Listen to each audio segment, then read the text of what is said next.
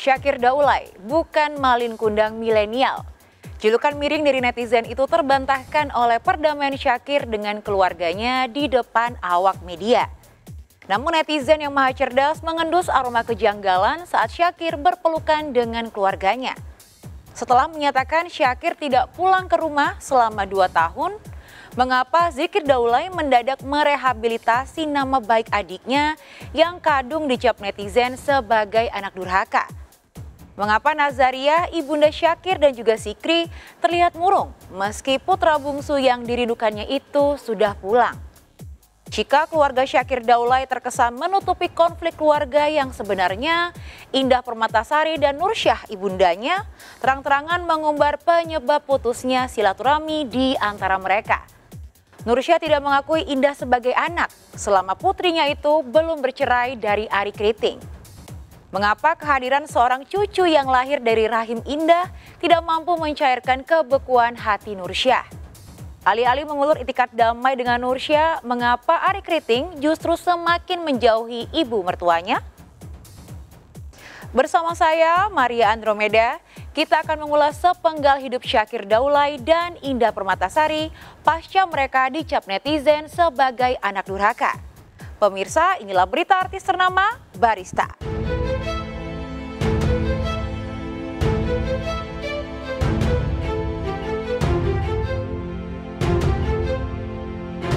Sosok aktor muda Syakir Daulay kembali hits di industri hiburan. Bukan karena film atau single religinya menjadi trending topik seperti beberapa tahun lalu, tapi karena dituding sebagai anak durhaka oleh sebagian netizen. Tudingan itu bermula dari perbincangan panas di media sosial yang menyebut Syakir tidak pulang ke rumah orang tuanya selama 2 tahun lamanya. Isu itu kemudian diperkuat oleh postingan Zikri Daulay yang terkesan menyebut adiknya punya kesibukan segudang, tak ubahnya kesibukan presiden. Tak ayal netizen yang maha julid pun mempertanyakan maksud postingan Zikri.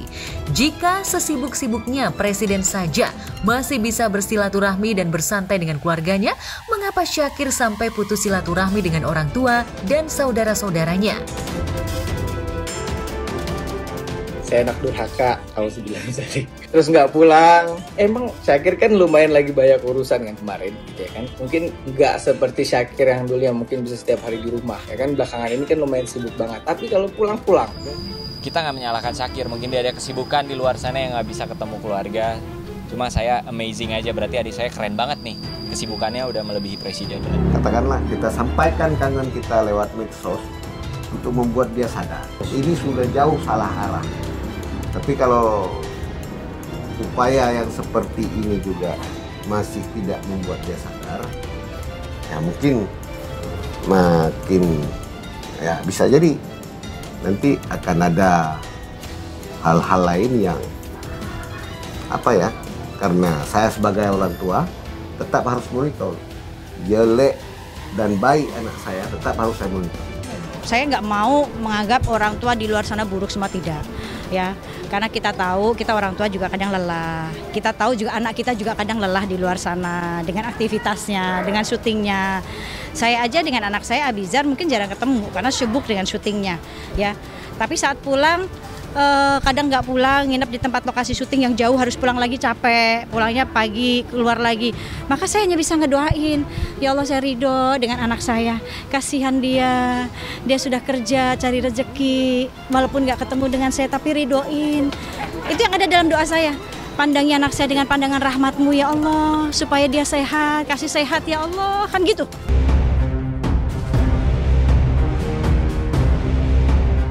Postingan Zikri Daulay kakaknya diduga membuat Syakir meradang hingga ia menyambangi kediaman orang tuanya di kawasan Jagakarsa, Jakarta Selatan pada 27 Februari lalu. Sayangnya pertemuan itu justru semakin memanaskan suasana. Di media sosial dan kepada sejumlah media online, Zikri dan Hamimi Daulay menyebut Syakir memang pulang ke rumah tapi belum meminta maaf kepada ibunda mereka. Syakir juga dituding pulang ke rumah demi konten, sekedar pencitraan untuk menepis julukan anak durhaka yang belakangan disematkan sebagian netizen kepadanya. Syakir alhamdulillah datang, tapi sebenarnya belum case close antara Syakir dan keluarga gitu. Masih ada hal internal yang mau dibicarakan gitu sampai selesai. Karena Syakir belum ada omongan apa-apa ke orang tua, belum ada minta maaf sama sekali. Hanya datang say hi, bikin story, hanya untuk publisitas dia aja. Mungkin seperti kata kakak saya di story Syakir kemarin, jangan pencitraan gitu. Syakir sebenarnya menurut saya pribadi ya, nggak perlu pakai media karena kita semua keluarga dia ngechat pasti semuanya bales. Langsung di hari itu gitu. Nah kalau Syakir, kita akhirnya menggunakan media setelah 2 tahun kita nggak ketemu dan komunikasi karena dia nggak bales gitu. Pada akhirnya dia datang karena media ini kebetulan. Iya, alhamdulillah Gitu. karena kita mungkin kalau kita belum up kemarin dia masih belum komunikasi gitu. Sekarang media banyak, alat untuk menyambung silaturahim banyak dengan telepon, WA dan lain sebagainya. Tapi tentu sesibuk apapun hendaknya seorang anak harus menyapa dan bertandang ke orang tuanya secara berkala. Ya, kenapa? Karena buat apa sih kesibukan kesuksesan yang urusan dunia sementara ridho orang tua dia tinggalkan. Ketika dia memutus hubungan silaturahim, maka itu artinya rahmat Allah bisa tertutup.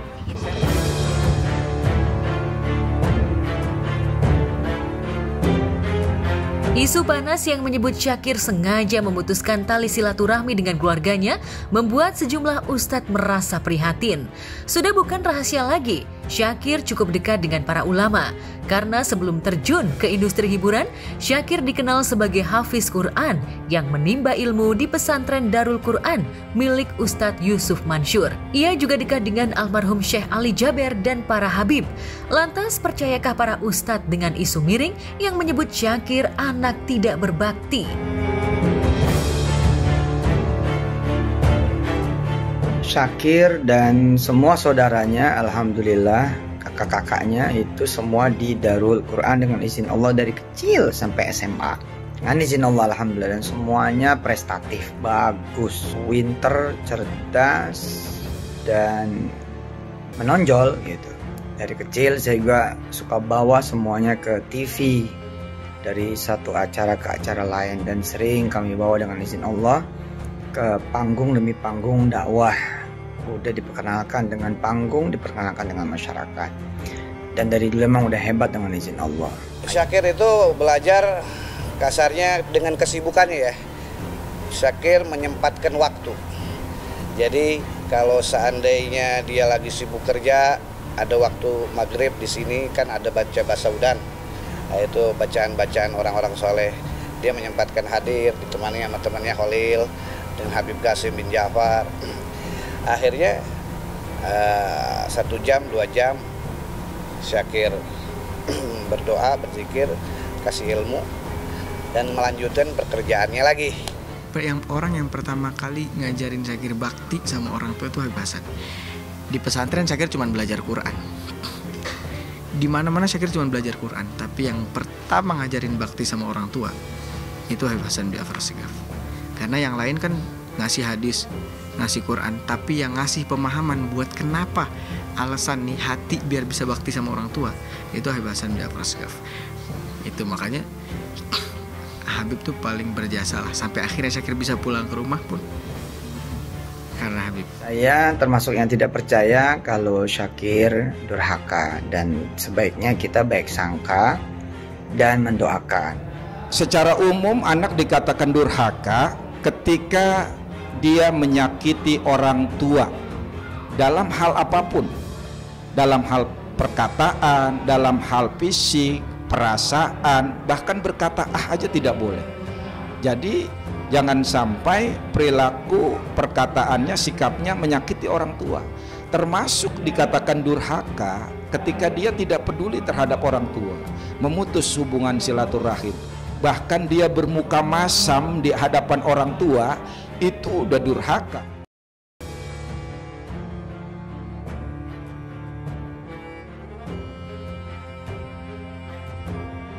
Karena bola panas terus menggelinding liar, Syakir akhirnya muncul ke hadapan awak media untuk mengklarifikasi kesimpang siuran berita. Ia mengajak kedua orang tuanya Hasan Daulay dan Nazariah, serta dua kakaknya Zikri dan Fauzan Daulay. Yang menarik, Ibunda Syakir yang terkesan mengamini postingan Zikri terkait sikap Syakir yang melupakan keluarga, tiba-tiba saja pasang badan membela putra bungsunya itu. Nazariah menyebut Syakir bukan anak durhaka seperti yang ditampilkan dalam judul-judul berita online.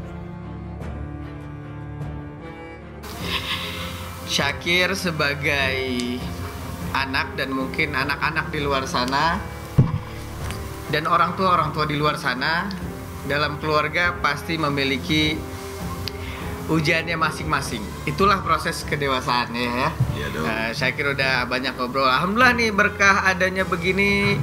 Jadi lama ngobrol sama ayah bunda gitu, jadi banyak cerita gitu. Intinya Syakir ya, kalau ada salah Syakir minta maaf. Bunda kalau ada salah Syakir minta maaf juga.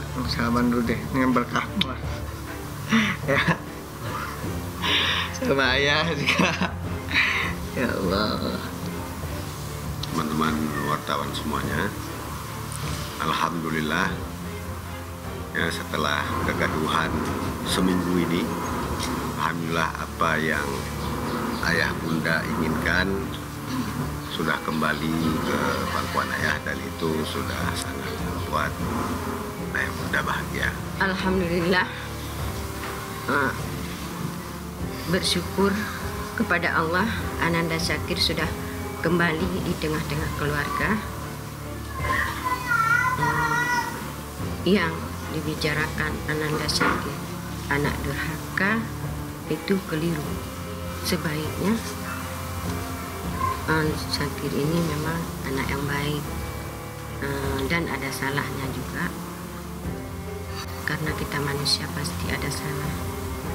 Cuma alhamdulillah kita sekarang sudah bersama-sama kembali. Ya, kita sudah bicara heart to heart, jadi kita sudah saling memaafkan.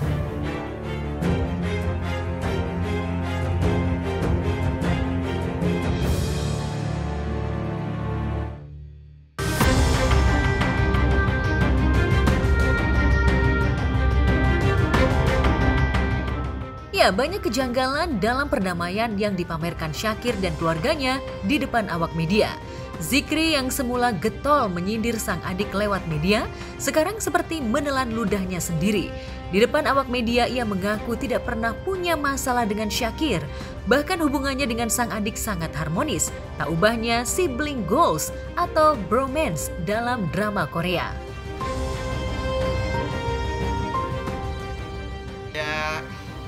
Buat Bang Zikri dengan bro banget kita ya. Bang, kalau Bang ini harus goreng, jadi kita saling. Semua yang tersinggung kami minta maaf. Kami banyak kurang, banyak salah untuk semuanya, dan Syakir minta sangat-sangat kepada semuanya, udah nggak usah ada yang nyalain satu segala macam. Apalagi kemarin Syakir nggak terima tuh ada yang nyerang Bang Zikri, ya kan, dibilang kompor. Apa santai. Tuh ya. Siap diapain aja tuh. Jadi udah jangan lagi di netizen juga tahu. Ya, jangan lagi diperbesar lagi masalahnya. Netizen juga tahu siapa yang kan, nggak usah kita bahas siapa yang salah kan tadi. Tapi netizen udah tahu lah siapa yang paling salah. Kalau keluarga nih, komunikasi yang penting. Mau dia nggak pulang, yang penting ada WhatsApp aja, ada itu. Dia yang ingetin, karena kalau biasa cuek tuh orang kalau sibuk. Walaupun sama keluarga, mau siapapun, makanya jomblo kan itu kan. Ya karena cuek gitu, karena komunikasi itu jarang. Tiba-tiba mungkin dia nih yang lebih sibuk kali, karena memang lagi ada proyekan sutradara, terus artis, terus juga konten kreator. Otomatis tidurnya itu yang kurang kayaknya. Tidurnya. Makanya jadi nggak balas chat. PP-nya Pak, pulang perginya tuh yang mungkin ya. Tapi kalau balas chat kayak balas. Berarti hoax ya? Iya. Pernyataan keluarganya hoax dong berarti. Bukan keluarganya, mungkin ini kali ya, mungkin buat narik perhatian Syakir. Yuk Kir, sini pulang. Oh iya. Iya.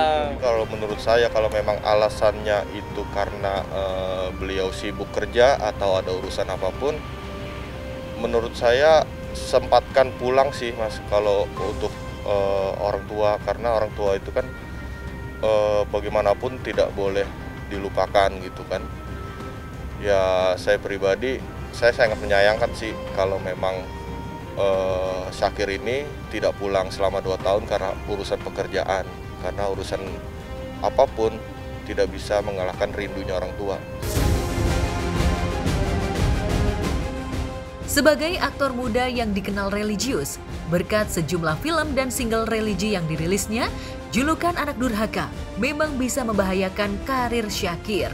Dan seburuk-buruknya seorang anak, tentu saja Ibunda Syakir tidak rela bila putranya menjadi bulan-bulanan haters dan sejumlah akun gosip. Memproklamirkan perdamaian di depan awak media tentu saja lebih menguntungkan bagi karir Syakir dan Zikri ke depan. Tapi bagaimana analisa pakar mikroekspresi terkait bahasa tubuh Syakir saat meminta maaf dan berdamai dengan keluarganya? Buat saya, yang ditampilkan ekspresi bahasa tubuh baik Syakir maupun orang-orang sekelilingnya itu tidak menampilkan sebuah bahasa tubuh atau ekspresi yang signifikan. Signifikan dalam artian bahwa ada sesuatu yang katakanlah berbeda yang seharusnya muncul ketika seseorang itu atau 1, 2, 3, 4 orang itu setelah selesai mereka berkonflik. Dalam artian kalau ada misalnya keberatan dari pihak keluarga gitu bahwa Syakirnya nggak pulang, atau ada sesuatu yang dilakukan, dikatakan, atau mereka pikirkan tentang Syakir yang memang tanda petik nggak biasa dan mereka ada sebuah pembicaraan yang serius, itu nggak kelihatan. Jadi buat saya beberapa di antara mereka, bahkan sebetulnya kalau kita perhatiin, yuk coba saya ngajak semua untuk memperhatikan, bapaknya Syakir itu bahkan sebetulnya seperti menahan senyum di kulum, menahan senyum sebetulnya. Begitu pula dengan kakaknya dan Syakirnya sendiri. Ketika mengucapkan kata, ketika minta maaf, sementara orang ketika walaupun mereka sudah maaf-maafan sebelumnya ya, berapa banyak sih kalau misalnya ada seseorang bersalah pada kamu atau saya gitu misalnya, dan sudah dimaafkan, ya udah saya maafin deh ya, tapi di sini masih ada sedikit yang ganjel, butuh waktu lah gitu. Tapi itu wajar, sah-sah saja sebagai manusia biasa ya. Nah yang terjadi ini apa? Yang terjadi itu seolah-olah puff menghilang gitu aja. Kayak nggak ada apa-apa memang sebelumnya.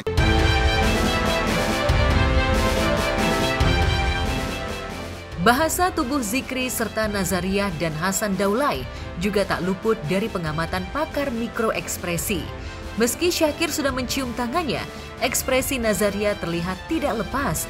Apakah bahasa tubuh Nazariah tidak sinkron dengan lisan yang terucapkan? Saya ikutin nih, kalau kita ikutin press conference-nya, kita ikutin dari awal sampai akhir, yang saya ambil sebagai konklusinya adalah ini sebetulnya sebuah acara permintaan maaf karena ada sebuah kejadian yang benar-benar terjadi as it is, biasa aja memang kejadian gitu, atau dibuat seolah-olah ada kejadian ini sehingga menarik perhatian. Nggak ada, semua wajah-wajah orang-orang di situ tidak ada kemarahan, satu nggak ada. Sama sekali nggak ada, tertekan nggak ada. Kalau nggak biasa kurang pede ketika ngomong itu kedengeran ketika ada saudaranya Syakir tuh ya, yang di pojok tuh, yang baju merah gitu, yang ketika ngomong itu awal ada gemeter sedikit suaranya, tapi itu kan karena memang nggak biasa berhadapan sama kamera misalnya. Ya buat saya mencium tangan seorang ayah atau seorang tangan ibu misalnya ya sah-sah saja, tapi kalau kita perhatiin ada ini loh, ada istilahnya kecanggungan ketika Syakir nyodorin tangan, ibunya nggak aware.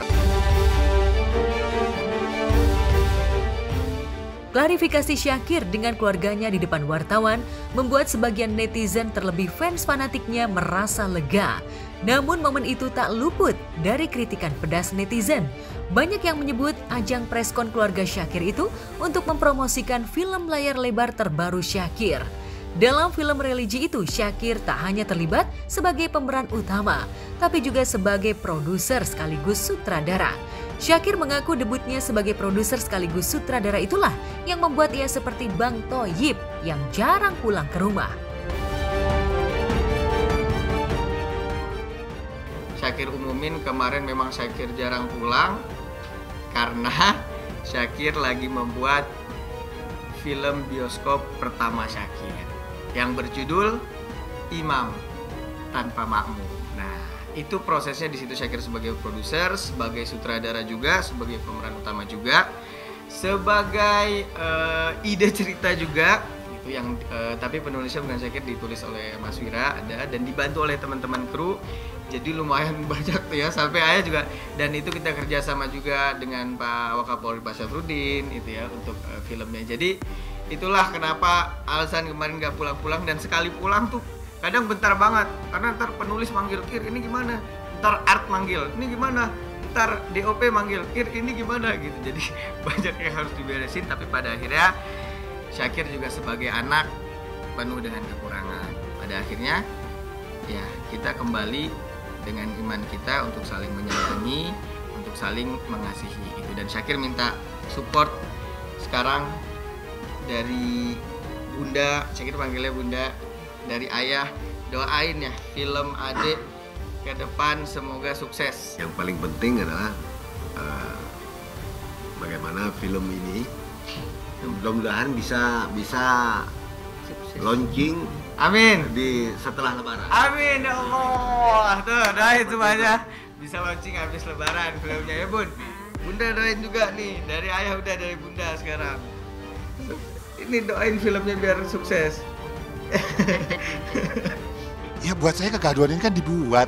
Kan zaman sekarang kan biasa ya, kita ciptakan sebuah konflik, ada drama, dan kemudian solusi.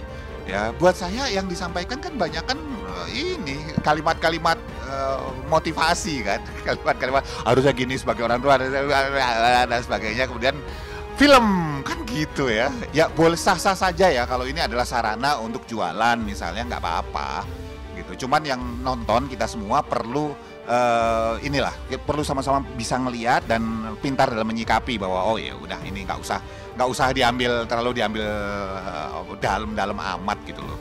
Ini dia lagi beresin film dia nih, Imam Tanpa Makmum. Imam Tanpa Makmum yang kamu gak diajak ini. Iya tapi balik layar, nggak main dulu karena kan kita nggak bisa acting ya. Nah kasus ini kan hotnya ini berbarengan dengan kemunculan film dia. Ini ada tuduhan juga ke dia gimmick gitu. Wah, kalau itu, ya kalau itu bisa jadi bonus kali ya. Bonus jadi kan, dia bilang juga kan katanya sekalian gue promo film pas kemarin. Iya, mungkin biar sekalian kualifikasi kali ya. Memang tapi memang gitu bonus ya? berarti itu. Oke. Bonus ujian anak soleh itu dia.